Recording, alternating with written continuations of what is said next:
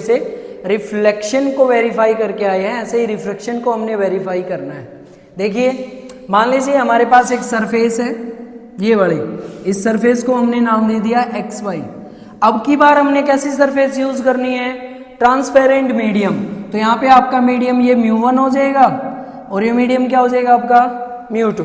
ठीक है, जब रे लाइट इंसिडेंट से रिफ्लेक्शन में जाएगी वही केस तो हमने वेरीफाई करना है, लेकिन बस फर्क इतना है, पहले रे लाइट से करते थे, अब किससे करेंगे, वेव थ्योरी से करेंगे। ठीक है, देखें अगर हम ट्रांसपेरेंट मीडियम लेते हैं तो आपको सिर्फ एक बात ध्यान रखनी है, जो μ1 मीडियम है इसका रिफ्रैक्टिव इंडेक्स अगर मैं पढ़ूं तो c बाय में v1 मैंने पढ़ लिया। कैसे, म्यू इज इक्वल टू क्या होता है c बाय v। जब स्पीड चेंज होती है तो c तो हम स्पीड ऑफ लाइट रखते हैं और v हम इसलिए रखते हैं जो स्पीड चेंज होती है, क्योंकि वेव फ्रंट में हमने देखा था कि एक जगह पे जाके c इंटू में डेल टी हमारे पास मिल गया था, जहां पे जाके एक पॉइंट की स्पीड जो थी वो एक पॉइंट पे कुछ टाइम के लिए रुकी और ये जैसे ये घूमती है तब तक उसकी स्पीड सेम चलती रहती है। तो ये मीडियम चेंज के लिए है, अपनी इतना ध्यान रखना है। और μ2 जो रहेगा इसकी स्पीड ऑफ लाइट हम ले लेते हैं cv2, है वही चीजें। जब रिफ्रैक्टिव इंडेक्स दोनों के निकालेंगे c μ1 बाई में μ2 तो आप देखेंगे दो v1 v2 अलग अलग स्पीड आएंगी।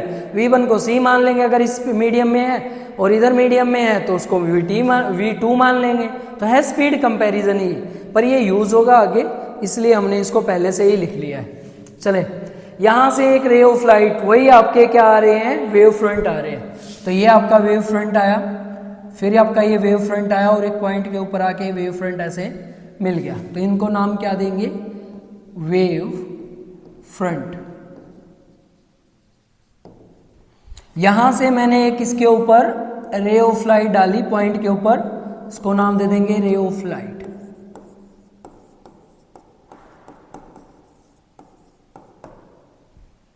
जिस पॉइंट के ऊपर ये टकरा रही है उस पॉइंट को हमने ए नाम दिया था, और इस प्लेन का जो हमारे पास वेव फ्रंट का काम कर रहा था उसको हमने बी नाम दिया था, जहां पे सेकेंडरी वेव आके यूं टकरा रही थी ऐसे।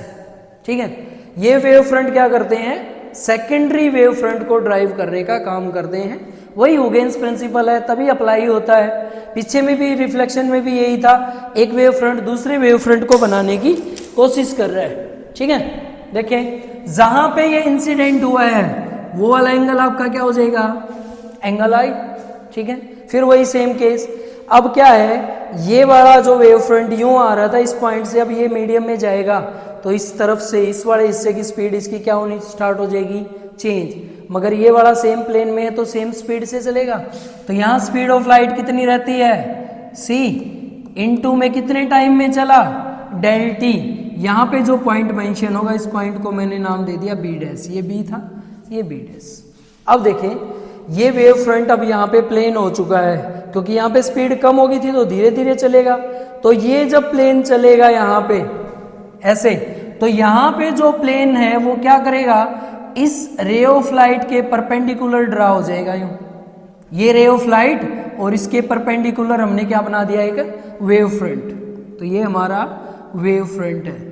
ये कौन सा वेव फ्रंट है, रिफ्लेक्टेड वेव फ्रंट, ये इस पॉइंट पे, और ये रे लाइट से हमने इसको मिला दिया यूं। तो ये होगी हमारी रे ऑफ लाइट, कौन सी, रिफ्लेक्टेड रे, जो हम हर केस में पढ़ते थे रे वाले केस में। ये हमारा वेव फ्रंट कौन सा है, same reflected wave front. Reflected wave front और नॉर्मल सरफेस के बीच में क्या बन जाएगा, एंगल आर। ये एंगल आई हो गया इंसिडेंट, ये एंगल हो गया आर। ये केस हमारा कौन सा, जो इंसिडेंट में था, सेम मीडियम में, रेयर मीडियम में, तो इसको रेयर मीडियम बोल देंगे। और ये कौन से में था, डेंसर मीडियम में, तो ये हमारा डेंसर मीडियम μ2 हो गया है भाई, μ2।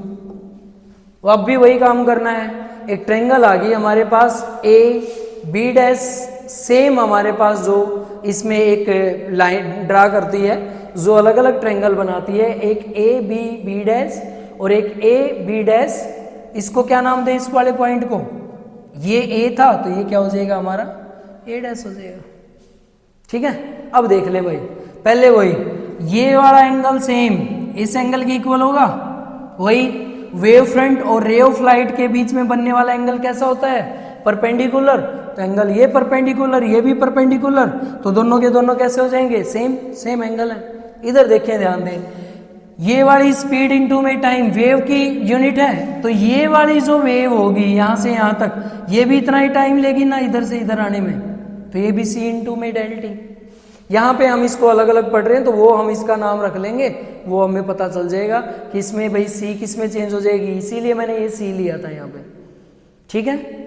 फिर देखें, ये दोनों अगर बराबर हैं, इधर से इधर ये लाइन बराबर है, एक एंगल बराबर हो गया, और एक बीच में जो हमारे पास लाइन ड्रा हो रही थी जो दोनों को मिला रही थी, ए बी डैश, ये वाली, ये लाइन दोनों में कॉमन है, तो कॉमन लाइन ड्रा हो रही है, तो ये भी बराबर हो जाएगा।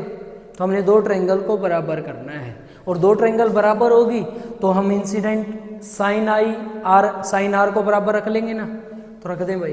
पहले आपने थोड़ी सी इसकी कंस्ट्रक्शन लिखनी है। एक्स वाई कैसा मीडियम है, ट्रांसपेरेंट प्लेन, ठीक है, ये वाला। अब ए बी इंसिडेंट क्या है आपका, ये वेव फ्रंट,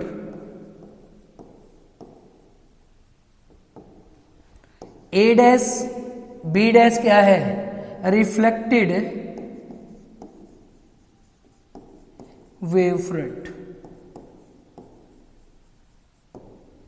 ठीक है, ये है भाई प्लेन। आप जो भी आप इसको नाम दें, एक्स वाई हमने प्लेन दी वो बोल दिया, ये क्या है।